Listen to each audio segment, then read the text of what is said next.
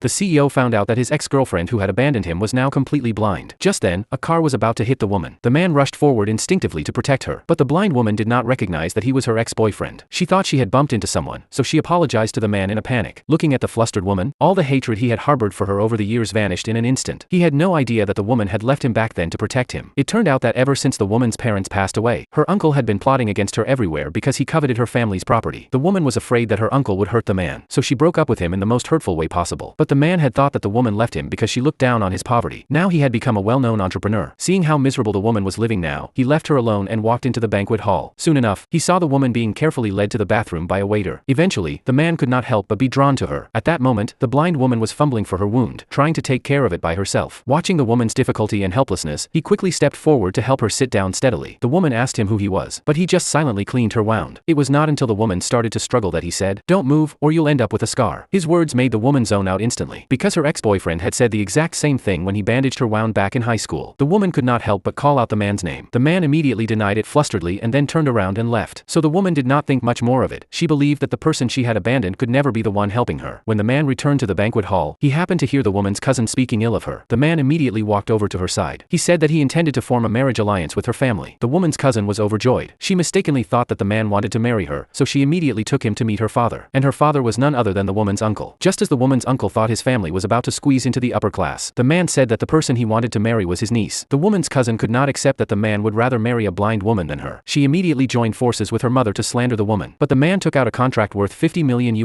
as a marriage condition. The money-greedy uncle immediately agreed to marry his niece off to him. The next day, the man came to pick up the woman to get their marriage certificate, but the woman overheard a conversation between him and his friend. She instantly recognized that it was the voice of her ex-boyfriend.